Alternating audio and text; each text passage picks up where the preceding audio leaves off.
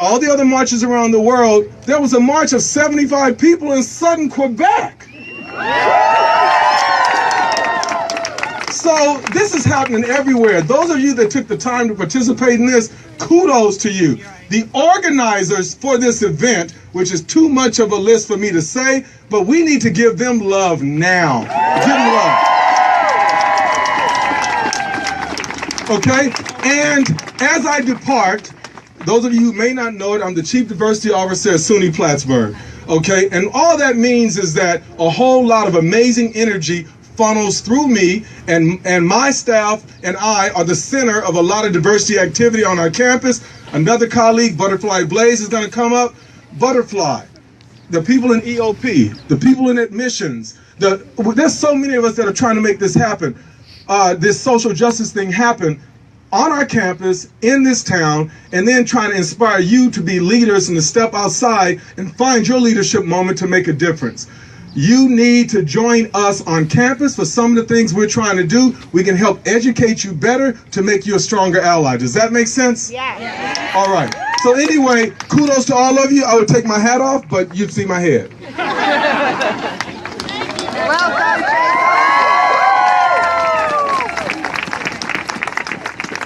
Okay, Butterfly, you're on. Okay. Thank you. Oh, you.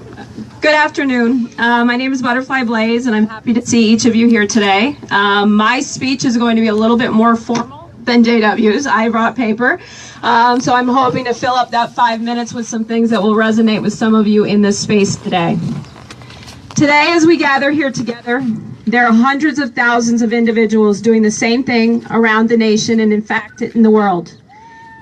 Each with the same mission in mind, standing in solidarity on the ground that all human beings are important, have the right to speak and be heard, and that we each deserve an inclusive environment where we give one another enough respect to allow space for different perspectives.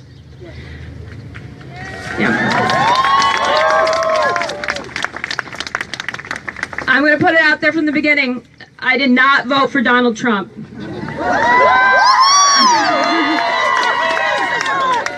And to say that I'm over it wouldn't be an honest statement. And I believe it's important that we are honest with one another so that we can communicate in an authentic way where we listen long enough to understand, not just long enough to react. And that means also providing space to develop perspective of why those who did vote for the 45th president did so. When we meet one another with immediate opposition, we are not in an open space to hear, heal, or move forward.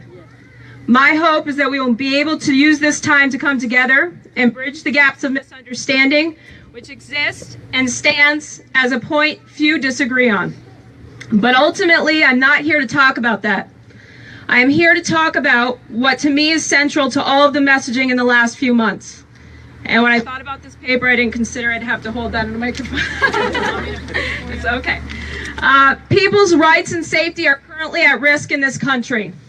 I have 6 children, 3 daughters, and 3 sons. And I generally don't speak of my children in terms of their gender. Number 1, because I believe gender defines no one. And number 2, because I don't live under the misconception that only 2 genders exist. But after living through the sexism which was central to the election, as a mother of 2 young teenage boys, I felt the message to them had to be different, as they will soon be men. And men who need to understand that unearned privilege is just that. And they have a responsibility to not just acknowledge it, but use it to uplift others. Men who understand they are not entitled to another's body. I'd like to share with you the message that I sent my 2 oldest sons on the early morning when the election results were clear. I know you were sleeping, but I want this to be the first message you see when you wake up.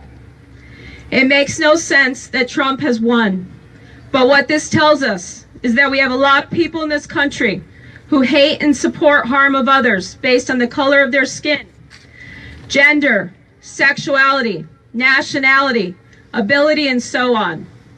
Please remember, no matter how this next 4 years goes, that you are not one of those people. And this win is not just or representative of the country and leader you deserve.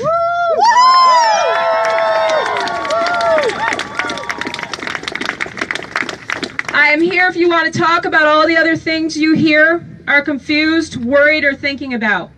We have to be better than this and support people less privileged than us now more than ever before. I love you. And next round, I'm going to run, I used a bad word here, for president. This line was reactive and not necessarily a plan, but it does lead me into my next point. A call to action for myself and each of you. Early that same morning, I also thought about my daughters, because all of a sudden girls and women were reminded clearly that gender still has the power to win over qualifications. I remember going to look for my daughter's clothes that next day and seeing a shirt that said girls can do anything.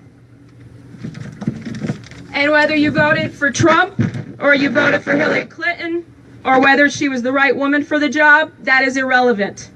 The message was clear in the weeks which followed. A girl can't do anything. We're not there yet. I lost it. Yeah, that was good. So. Can you hear me? Oh, sorry.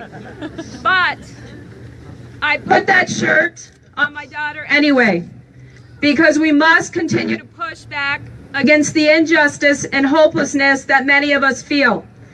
As I stand here now feeling as though I'm stuck in a state of helplessness, I recognize my own privilege. Myself and people like me must stand up more now so that all people have choice, access, and justice. None of us here, as a heterosexual person, have ever had to worry about the government telling us who we are allowed to love.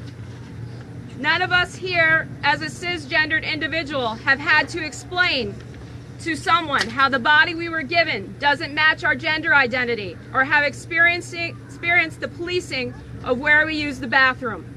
None of us here, as white Americans, have worried that we will be followed, berated, or scared to visit a store in our community simply because of the color of our skin. We don't need movements to remind people that our lives matter, because people remind us every day that they do. None of us here, able-bodied, have had to fight for equity and access to buildings, employment, or support. As people in a position of privilege, we don't always have to acknowledge the interconnected nature of the multiple components, such as race, class, gender, that others may face daily as individuals who are part of multiple underrepresented groups of people. It is our responsibility to examine our position in this community in a way to understand, support, and stop injustice. Injustice is here, but hope lives here too. Days like this remind us that we are not alone. The energy and unity we feel today must be generated to onward and ongoing action. Because without action, we stand still, or perhaps are pushed through as we are moved back. Action requires new leaders. Some of us here running for public offices, state, national office. This means building bridges with others in a way that we are acknowledging the intersectionality of identity and experience, which tells the true story of what the American dream really means. Because how can a dream ever be true or fulfilled if it is only open for some of us? It isn't that what dreaming is all about. Dreaming in colors, layers, spectrums. Equity requires that those in privilege not just empower those with less resources and connections to rise to roles of leadership, but that sometimes they move out of the way in order to work towards the betterment of our community. Not continually keeping us in a wheel of competition which frames individuals as heroes or saviors. True community and leadership means we don't work for titles or more notches on our resume. It means we are part of an effort for a solution with no expectation of credit. Because this is not a job of one, this is a job for and by all of us. And if we stand in a state of inaction or complacence, apathy, ignorance, silence, we are never standing on the right side. And like it or not, there are sides when we are talking about hate, oppression, and violence towards others. We will never go back. That's the message we have to send. I hope others will join me in the commitment to challenge and interrupt injustice and hate every single day. I would like to end by reminding you how valid, amazing, and capable we each are. People not standing on the side of human rights and equality, may not be your people or my people, but it will not be without using our voices and then going further and acting on our words that we will dismantle the power that is often abused and waved in our faces as if to taunt us. You are not as powerful. But I really think the truth is this. For anyone who has ever felt like other, different, not good enough, like you don't fit in the sentiments of bell hooks, it is not those people in the positions of power who don't think you are powerful. They see your power and they are afraid of it. Yes.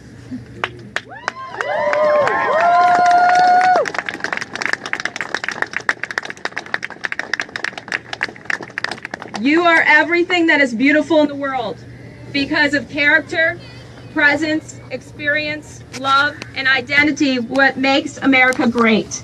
It is what makes us great.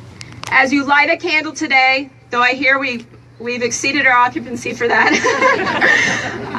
I compel you to think of that candle as not just a candle of hope and unity, but the fire that stands within you.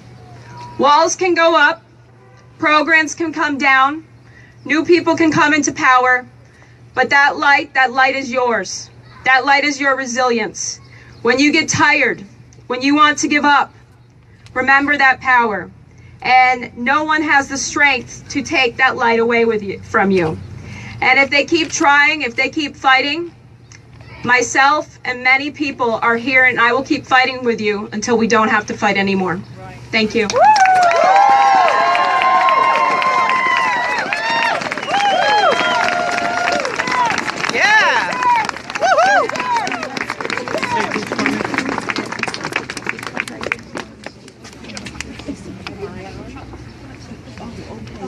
Anybody else? No, it's you. It's me. Oh, I'm sorry. It's all right. That's all right. I'm still here. Thank you. Thank you. There we go. It helps being short. So I want to thank again the organizers for putting on this absolutely wonderful event. This is fantastic. Thank you. And to be able to follow Dr. Wiley and Butterfly is such an honor. Like so many people here today, I am a transplant to the North Country.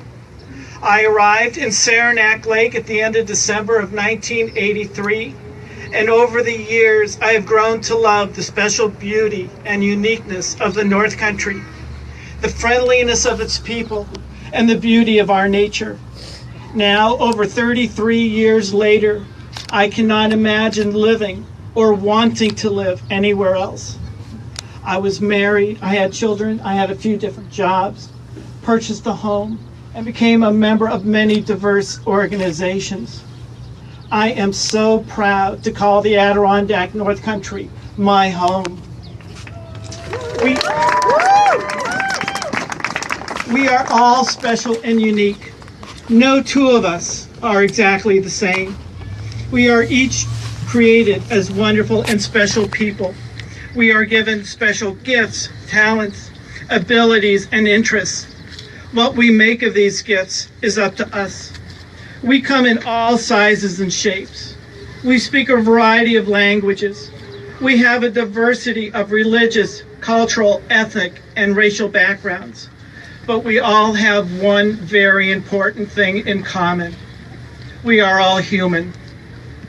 Why then do we concentrate on our differences? Why are we so afraid of someone else's talents, aptitudes, abilities, beliefs, or lifestyles? Why are we so afraid of who other people are attracted to, who they love, how they identify, express, or live in this world, who or how they worship, or what languages they speak? Why do we act out in such negative ways? Why do we seek to hurt others emotionally, spiritually, or physically to prove our superiority over others we view as being less than, inferior to, or needing to be brought back into society's norms? Why can't we just live by the golden rule and treat others as we wish to be treated, to love our neighbors as ourselves? It is the diversity of thought, interests, beliefs, and talents that allows us to grow both individually and as a community of people. We are stronger when we learn from each other, accept others for who they are, embrace the uniqueness and differences of those around us, when we reach out to help our sisters and brothers in their time of need. Without diversity, there would only be sameness. What type of world or community would we have if we all looked the same, thought the same, or believed the same thing? As a people and a community, there would only be stagnation. Diversity allows us to grow, to change, to mature, and become better than who we were previously. It allows new thoughts and ideas that enrich our communities. Today we come together to join with our brothers and sisters from around this nation, and especially those in Washington, D.C. And we profess we will not tolerate hate, injustice, bigotry, misogyny, sexism, homophobia, transphobia, racial, ethnic, or religious profiling.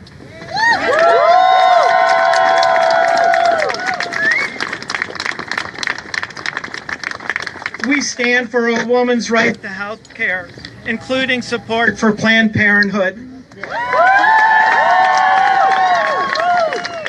We stand for health care for all people in this nation, regardless of income.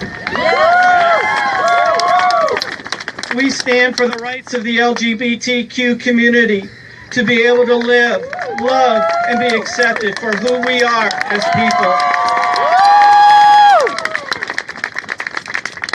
All people are deserving of dignity and respect. We stand to protect our environment, our planet, for this and for future generations.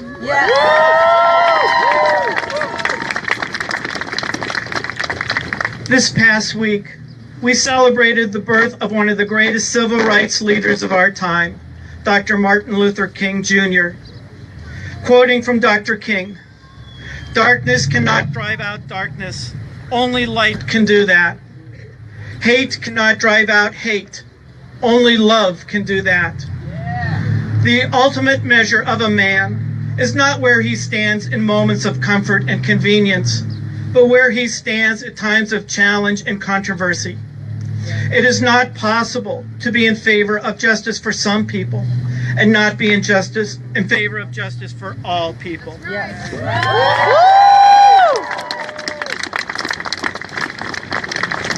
I am heartened by events like this march, this rally today. Respect bringing the voice of North Country residents to join our sisters and brothers around this nation and in Washington, D.C. As I looked at this event, the stated mission is about feeling safe, respected, and united in the belief that all citizens have the right to speak and be heard with the focus of unity and respect for all. I would like to ask you all here today, please take the hand of your sister or brother.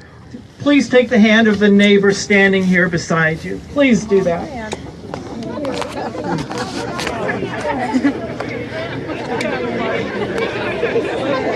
I didn't think that was going to be so hard. Okay, now that we got that one done, let's go for one more degree of difficulty. Let's raise our hands.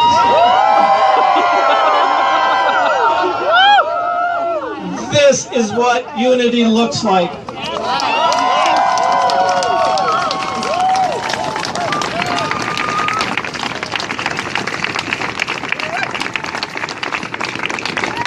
holding hands. We're not done.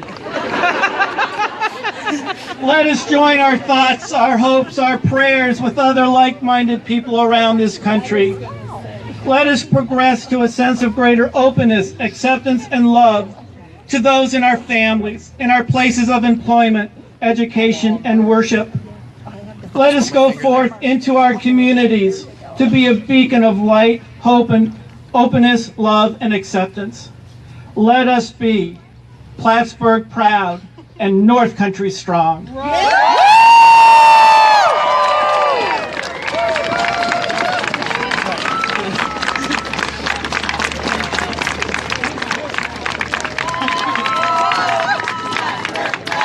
Plattsburgh proud. Plattsburgh proud. North Country proud. North Country strong.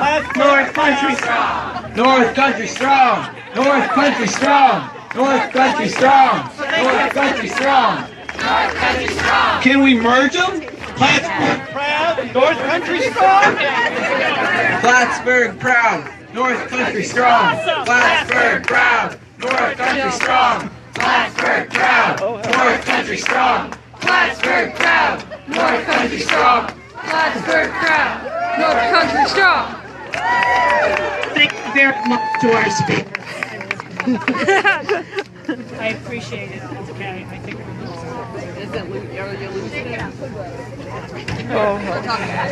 we did it. You did good. Testing. okay. Well, we're coming to our prayer. Close of the formal part of the program. Okay. I'm the one who organized this sort of. So I'm being, I'm on a need to know basis. So. Thank you, Cindy.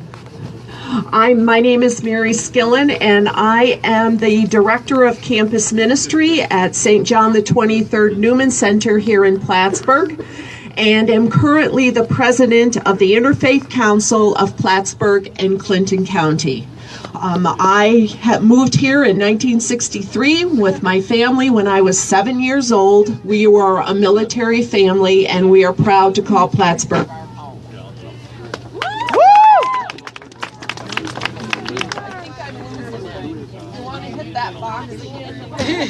Thank you. So I'd like to end our time, or the formal portion of our time together, with a few words. Invoke into the hearts of all humankind and into this space the God of each person's understanding. Let us welcome this essence and grace into our being. May it infuse this day with the love necessary to make our work meaningful and beneficial to all beings. We ask, dear Spirit, that the judgment of all become one of understanding, that resistance turns to acceptance, and fear becomes faith. May we stay heart-centered and available to all people, to meet and greet them with an openness and willingness to share ideas and experience without judgment, prejudice, or fear. May the vibration that exists within the hearts of all of us present be offered outward into our community, our country, and the world, allowing for healing, unity, and peace. So be it.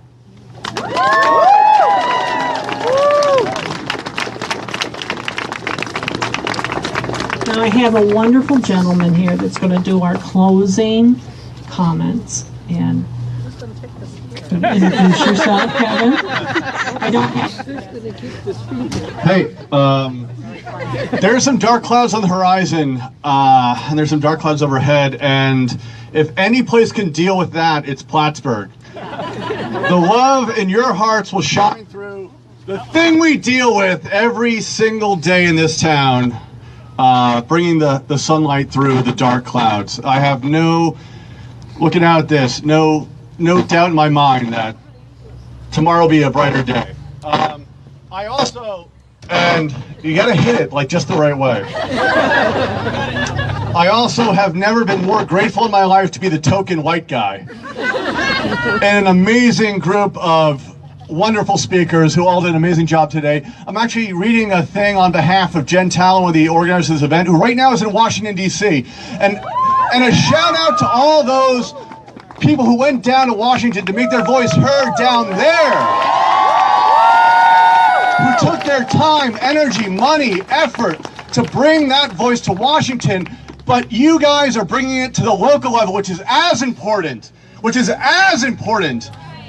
Say it every day locally. Say it every day to your friends, your family, everyone. That is what makes a change at the local level, not just in Washington, in the local level, with your friends, family, and everyone else. And now I have to read her paper, but there's some great stuff in here.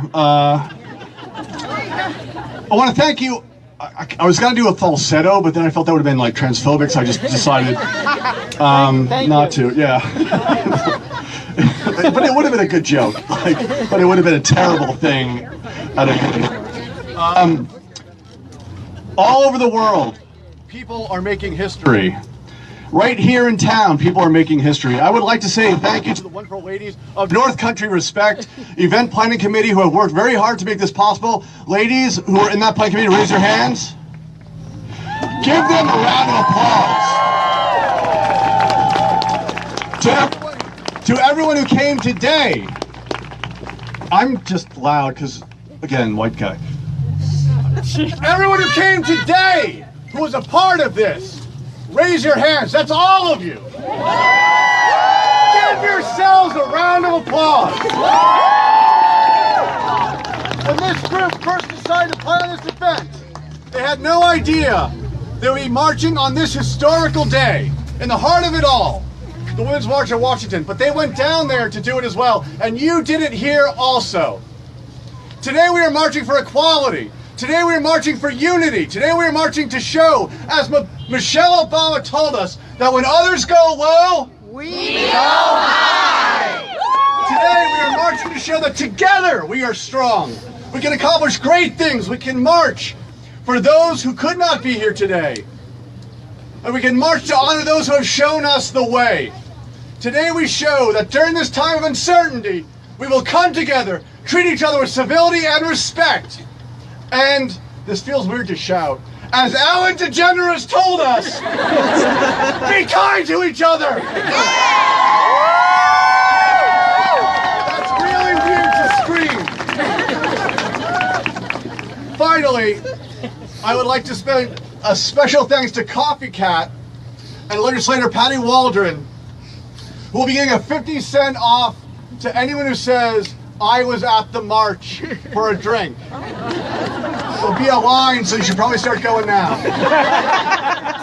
I personally wish it were for a cocktail at a local bar, but it's a chai latte. So, again, thank you everybody. Warmest regards from Jennifer in Washington and all, I'm sure, the people who are marching in Washington today, to know that around the world and around the country, people like you came out to support such a noble concept as one single thing: unity. Before everybody goes, I just got a text from Jennifer. 1.2 million people.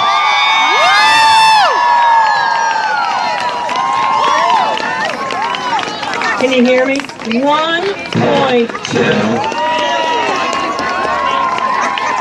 million people in Washington, D.C.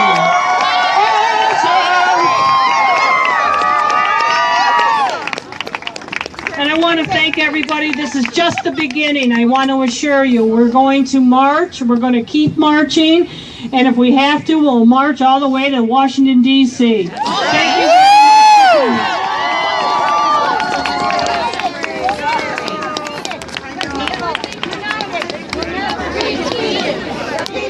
United! people united will never be defeated. The people united will never be defeated. Will never be defeated.